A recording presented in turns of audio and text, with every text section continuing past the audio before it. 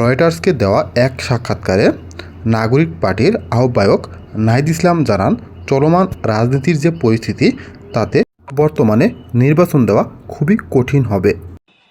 গত 7 মাসে আমাদের প্রত্যাশা ছিল সবারই যে ল অ্যান্ড অর্ডারটা স্বাভাবিক হওয়া, আমাদের যে পুলিশিং সিস্টেমটা সেটা একটা স্বল্পমেয়াদী সংস্কারের মধ্যে দিয়ে গিয়ে সক্রিয় হওয়া, সেটার কিছুটা উন্নতি ঘটেছে, কিন্তু আমাদের প্রত্যাশিত জায়গায় বা জননিরাপত্তার জায়গাটা এখনও নিশ্চিত করা যায়নি। এই এখন যে ল অ্যান্ড অর্ডার সিস্টেম বা পুলিশিং ব্যবস্থা, ঠিক এই অবস্থায় কিন্তু আসলে একটা জাতীয় নির্বাচন সম্ভব নয় বাংলাদেশে, আমি মনে করি। এই বক্তব্যের পরিপ্রেক্ষিতে গতকালকে সাংবাদিক মাসুদ কামাল তার ভেরিফাইড ইউটিউব পেজ থেকে তুমুল সমালোচনা করেন।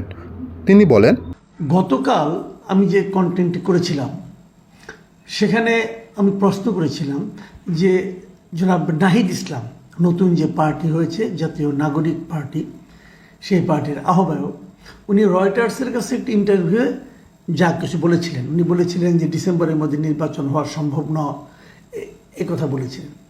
তো সেটা নিয়ে আলোচনা করতে যে ওটা নিয়ে আলোচনা করেছিলাম, উনি ওখানে আরও অনেক কিছু বলেছিলেন, সেগুলো নিয়ে আমি খুব একটা কথা বলিনি, কারণ একটা বলতে যে অনেক সময় চলে গেল। তো আজকে উনি একটা প্রেস কনফারেন্স করেছেন বিকেলে। সেই প্রেস কনফারেন্স উনি বলেছেন যে ডিসেম্বরের মধ্যে নির্বাচন সম্ভব নয়, এভাবে বলিনি। উনি বলতে চাচ্ছেন যে উনি ঠিক এভাবে বলেন নাই যে ডিসেম্বরের মধ্যে নির্বাচন সম্ভব নয়, একথা উনি বলেন নাই। উনি কি বলেছেন তাহলে? উনি বলেছেন যে ওনার কথাটা হুবহু পড়ে শোনাই।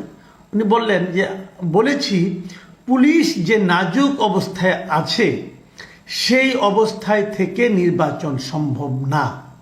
মানে পুলিশের যে নাজুক অবস্থা, সেই অবস্থা থেকে নির্বাচন সম্ভব না। এখন আর ডিসেম্বর না, তার মানে যতদিন পুলিশ নাজুক অবস্থা থেকে পুলিশের উত্তরণ না ঘটছে ততদিন পর্যন্ত নির্বাচন সম্ভব না। তো 7 মাসে আপনার পুলিশের কিছুই করতে পারেন না, নাজুক অবস্থা থেকে উত্তরণ ঘটে নাই, বরং আরও খারাপ হয়েছে। কীভাবে বলে কি দেখেন, আপনার গত 2 দিন আগেই তো শাহবাগ যে আপনার আছে পুলিশ ফাঁড়িতে আছে, সেখানে কতগুলি তৌহিদি জনতা নামধারী কিছু লোক গিয়ে হাজির হয়েছে এবং তারা থানার ভেতরে ঢুকে গারদের মধ্যে আটকা থাকা যে ব্যক্তি তার সঙ্গে ভিডিও করেছে, তার বক্তব্য নিয়ে ভিডিও করেছে। এর কোন বিষয়টা পুলিশের সক্ষমতাকে প্রমাণ করে বলুন তো? করে না। পুলিশের অবস্থা তো আরও খারাপ, এবং আগামী 6 মাস পরে পুলিশের অবস্থা খারাপ হবেই, আরও খারাপ হতে পারে। কারণ যত এদের দাপট বাড়বে তত তো পুলিশের অবস্থা খারাপ হবে, কারণ পুলিশ তো জানে না যে তাদের পক্ষে কে আছে। সরকার কি পুলিশের পক্ষে আছে এটা তো পুলিশ জানে না, কিন্তু পুলিশ কেন তার অবস্থাকে ভালো করার চেষ্টা করবে নিজের জীবনের রিস্কে? কেউ তো করবে না। অথবা ধরা যায় এই পুলিশের অবস্থা যদি আরো 1.5 বছর পরেও ঠিক না হয়, মানে আগামী বছরের জুনেও যদি ঠিক না হয়, তাহলে কি তখনও নির্বাচন হবে না? মানে নির্বাচন হওয়া না হওয়ার সঙ্গে পুলিশের অবস্থা ভালো না হওয়ার কোনো সম্পর্ক আছে? যদি পুলিশের অবস্থা ভালো না হয় তাহলে আর্মি নামবে, আর্মি নির্বাচন কন্ডাক্ট করবে। নতুন গভর্নমেন্ট যখন আসবে হয়তো এমনও তো হতে পারে যে এই অন্তর্বর্তীকালীন সরকারের যে ক্যারেক্টার, সেই ক্যারেক্টারের কারণেই পুলিশের অবস্থা ভালো হচ্ছে না, এটাও তো হতে পারে। পুলিশের মনোবল ভালো হচ্ছে না এই গভর্নমেন্টের ক্যারেক্টারের কারণে। যদি এটা হয় তাহলে তো নতুন গভর্নমেন্ট আসলেই ক্যারেক্টার ভালো হয়ে যাবে। তাহলে নতুন গভর্নমেন্ট আর একটা পলিটিক্যাল গভর্নমেন্ট আনার ব্যবস্থা করতে হয় আমাদের। সেটা আমরা কীভাবে করতে পারি? যদি পুলিশ দিয়ে আপনি না করতে পারেন তো আর্মি নামান, আর্মি ইলেকশনটা কন্ডাক্ট করবে, এতে তো আমি কোনো সমস্যা দেখি না, বরঞ্চ সেটা আরও বেটার ইলেকশন হবে। তো আর্মি তো আমার দেশেই আছে, এটা তো বিদেশ থেকে আমদানি করতে হবে না। তো এগুলো কি আসলে মোদ্দা কথা হলো নির্বাচনকে দেরি করিয়ে দেওয়ার একটা গরিমসি ভাব। আচ্ছা ঠিক আছে, আমি এটা ধরলাম না, উনি যেটা বলেছেন সেহেতু এটা নিয়ে আমার মানে কোনো বক্তব্য নাই। আমি আরেকটা পয়েন্টে আসি, যেটা কালকে আমি বলিনি, যে কথাটা কালকে আমি বলিনি। ওনার রয়টারের ইন্টারভিউয়ে কিন্তু আরেকটা বিষয় এসেছিল। সেই বিষয়টা হলো উনি বলেছিলেন যে কিছু ধনী মানুষ আমাদেরকে অর্থ সাহায্য করছে, সেটা দিয়ে তারা করবে, এবং তারপরে আরও বলেছিল যে আমরা গণ সহযোগিতা নেব, মানুষের কাছ থেকে গণ চাঁদা যেটাকে বলা হয়, ক্রাউড ফান্ডিং যেটাকে ইংরেজিতে বলা হয়, তার মাধ্যমেও আমরা আমাদের অর্থ সংগ্রহ করার চেষ্টা করছি। এটা কিন্তু কালকে তিনি বলেছিলেন। ওইটার ব্যাপারেও উনি কী বলেছিলেন ওটা আমি আর এখন বিভিন্ন পত্রপত্রিকা যেটা পেয়েছি সেটা আর পড়ে শোনাচ্ছি না। উনি কি দাবি করেছেন সেটা আমি বলি। নাহিদ ইসলাম বলেন যে রয়টার্সের ইন্টারভিউতে কিছু মিসকোড হয়েছে। আমি বলেছিলাম যে আমাদের আর্থিক বিষয়ে সমাজের যে সচ্ছল মানুষ বা শুভাকাঙ্ক্ষী রয়েছেন তারা মূলত আমাদের সহযোগিতা করে। আমরা একটা ক্রাউড ফান্ডিংয়ের দিকে যাচ্ছি, অনলাইন এবং অফলাইন কেন্দ্রিক। এই হলো গিয়ে মূলত বক্তব্য। উনি বলেছেন যে গণমাধ্যমে এটা নিয়ে ভুল তথ্য এসেছে, এটা সংশোধন করার জন্য অনুরোধ করব। আচ্ছা ঠিক আছে, তাহলে উনি ভুল তথ্য আলাপবাদ কী তথ্য এসেছে ওটা নিয়ে আলোচনাই করতে চাই না। উনি সর্বশেষ যেটা সংশোধন করে দিলেন ওনার বক্তব্যে বাংলা ভাষায়, এবং সেটা হুবহু এসেছে, আমি সেটা নিয়ে একটু কথা বলতে চাই। প্রথমত উনি কী বলেছেন আবার বলি, শুনুন। আমাদের আর্থিক বিষয়ে সমাজের যে সচ্ছল মানুষ বা শুভাকাঙ্ক্ষী রয়েছেন তারা মূলত, মাথায় রাখবেন, মূলত আমাদের সহযোগিতা করে। মানে প্রধান সাহায্যটা তারা পাচ্ছে সমাজের আর্থিকভাবে সচ্ছল বা শুভাকাঙ্ক্ষীদের কাছ থেকে।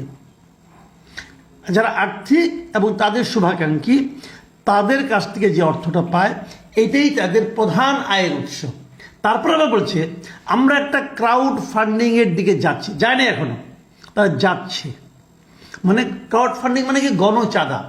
সাধারণ মানুষকে বলবে আপনারা আমাদের টাকা দেন, আমরা দল চালাবো। অনলাইনে হতে পারে, বিকাশে হতে পারে, নগদে হতে পারে, যে যেভাবে পায় তাদেরকে টাকা দিবে, এই একটা পদ্ধতি হতে পারে। ওনার ওদিকে যাচ্ছেন মানে কি? ভবিষ্যৎকাল, এখনো যাননি। তার মানে এখন পর্যন্ত তারা যা কিছু করেছেন সেটা সেই সমাজের সচ্ছল মানুষ বা শুভাকাঙ্ক্ষী তাদের কাছ থেকে পেয়েছেন, এবং আগামীতেও মূলত এরাই দেবেন।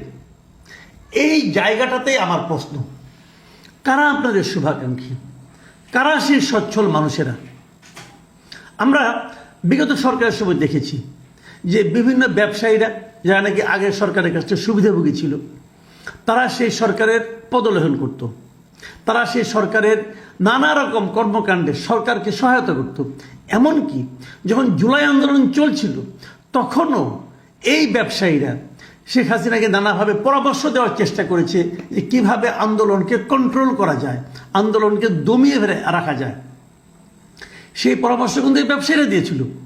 তাদের বিপুল অর্থ তারা সরকারের সহযোগিতায়, সরকারের আশকারায় ব্যবসার নামে লুণ্ঠন করেছে। নানা মানুষের কাছ থেকে তারা লুণ্ঠন করেছে, ব্যাংক লুট করেছে, ব্যাংকের টাকা নিয়ে বিদেশে রপ্তানি করেছে, এই ব্যবসায়ীরা করেছে। তার একটা তালিকাও হয়েছে, নতুন গভর্নমেন্ট এসে একটা তালিকাও করেছে। 10 জন ব্যবসায়ীর নাম আমরা দেখতে পাচ্ছি। যে 10 জন ব্যবসায়ী, বেক্সিমকো আছে, বসুন্ধরা আছে, ওরিয়ন গ্রুপ আছে, সামিট গ্রুপ আছে, এরকম আরও নাবিল গ্রুপ আছে, এরকম 10টা কোম্পানি আছে তাদের নাম, যারা নাকি মানে শিরোমণি, মানে দুর্বৃত্তের পনার মাথায় শীর্ষস্থানে অবস্থান করছে এই 10টা প্রতিষ্ঠান। এখন আমি নাহিদ ইসলামকে বলব, বুকে হাত দিয়ে বলুন, এই 10টার কারো কাছে কি আপনার কাছ থেকে আপনারা জানেন টাকা নেন নাই? এই 10টার কেউ কি আপনাদের শুভাকাঙ্ক্ষী আছে? আপনি বলবেন নাই। আমি আপনার কথা বিশ্বাস করব না। কেন করব না? এই কারণে বিভিন্ন কারণ আছে বিশ্বাস না করার। আমি ওই কারণগুলিতে যাচ্ছি না। আমি আপনাকে বলবো যে আমি আপনার কথা বিশ্বাস করব তখন যখন আপনি সমস্ত শুভাকাঙ্ক্ষীদের নাম ঘোষণা করবেন, নাম প্রকাশ করবেন। আপনি বলুন আপনাদের শুভাকাঙ্ক্ষী কারা, নাম বলতে অসুবিধাটা কি? তারা তো এই দেশেরই লোক। যদি তারা বিদেশের লোক হয়, যদি ইন্ডিয়ার লোক হয়, তাহলে আমি বলবো যে আপনি ইন্ডিয়ার টাকায় করতেছেন, পলিটিক্স করতেছেন। যদি পাকিস্তানের লোক হয় বলবো আপনি পাকিস্তানের টাকায় পলিটিক্স করতেছেন। যদি ট্রাম্পের লোক হয় তো বলবো ট্রাম্পের টাকায় আপনি পলিটিক্স করতেছেন। যদি বসুন্ধরা তো আমাদের থাকে তাহলে আমি বলবো আপনি বসুন্ধরার টাকায় পলিটিক্স করতেছেন। বলতে পারবো না? পারবো। আমি জিনিসটা বলতে চাই, আপনি বলুন যে কারা আপনাকে টাকা দিচ্ছে, সেই শুভাকাঙ্ক্ষীদের নাম বলুন। কে কত টাকা দিচ্ছে তাও নাম বলুন। সেই টাকাটা কি ব্ল্যাক মানি নাকি হোয়াইট মানি? তাদের কি আপনি কোনো রসিদ দিয়েছেন? রসিদ দিয়ে চাঁদা নিয়েছেন, নাকি ডান হাতে দিয়েছে বাম হাতে পকেটে ঢুকিয়েছেন, আবার সেখান থেকে দলের জন্য বের করার সময় অর্ধেক পকেটে রেখেছেন, অর্ধেক দলকে দিয়েছেন? কোনটা? এই জিনিসগুলো আমি সন্দেহ করব ভাই। আমি এই দেশের নাগরিক, আমি সন্দেহ করব। আপনাকে যতক্ষণ পর্যন্ত না আপনি নিজের অবস্থানটা পরিষ্কার না, আপনি পরিষ্কার করার লোক, আপনি তো আপনার নিজের ইনকামের কথা পরিষ্কারভাবে বলেছেন, আপনি আপনার ব্যাংক অ্যাকাউন্টের কথা বলেছেন, আপনি আপনার ফ্যামিলির কথা বলেছেন, তো আপনি আপনার দলের কথা বলতে পারবেন না কেন? বলেন, আমরা শুনতে চাই। আমরা আপনাকে ভালোবাসতে চাই, আমাদের সেই ভালোবাসার সুযোগটা করে দেন। আপনি ট্রান্সপারেন্ট হন। ট্রান্সপারেন্ট হলে এক লাফে আপনার দলের জনপ্রিয়তা অনেক দূর এগিয়ে যাবে। আওয়ামী লীগ বিএনপি ট্রান্সপারেন্ট দল না ভাই, আমরা তাদের বিকল্প একটা দল খুঁজতেছি। আমরা সেই দলটাকে আপনাকে ভাবতে চাই, আপনি আমাদেরকে হেল্প করুন। এই সাহায্যটা আপনাকেই করতে হবে। আর যদি করতে না পারেন তাহলে তো সেই আপনি গড্ডালিকা প্রবাহে গা ভাসালেন। আগে এই সমস্ত দুর্বৃত্ত ব্যবসায়ীর কাছ থেকে আওয়ামী লীগ বিএনপি নিয়েছে, এখন আপনারা নেওয়া শুরু করলেন। তাহলে যেই লাউ সেই কদু, আমাদের লাভটা কী হলো? জনগণের ভাগ্যের তো কোনো পরিবর্তন হলো না। আমি আপনাকে আহ্বান করব, আপনারা অতি দ্রুত এতদিন যত টাকা পেয়েছেন সব টাকার হিসাব পাবলিক ডোমেইনে অনলাইনে আপনারা ওপেন করে দেন। কার কাছ থেকে কত টাকা পেয়েছেন, প্রত্যেকটা নাম, প্রত্যেকের নামের তার কোন ব্যবসা প্রতিষ্ঠান এবং তার কাছ থেকে কত টাকা পেয়েছেন তার একটা হিসাব দেন। যদি কারো 10 টাকা পান সেটাও বলেন, অমুক আমাকে 10 টাকা দিয়েছে বলেন। আমরা হিসাবটা চাই আপনার কাছ থেকে। আপনি কয় টাকা তুলেছেন, কয় টাকা খরচ করেছেন, অথবা কয় টাকা আপনার লোকজন মেরে দিয়েছে, সেটাও আমি জানতে চাই। প্রিয় দর্শক, নতুন দলের কাছে আমাদের চাহিদা সবসময় বেশি থাকবে। নতুন দলের কাছে আমাদের প্রত্যাশা নতুন প্রত্যাশাই থাকবে। সেই নতুন প্রত্যাশা যদি নতুন দল না মেটাতে পারে, তাহলে নতুন দলের সঙ্গে পুরাতন দলের কি পার্থক্য রইল? আল্লাহ হাফিজ।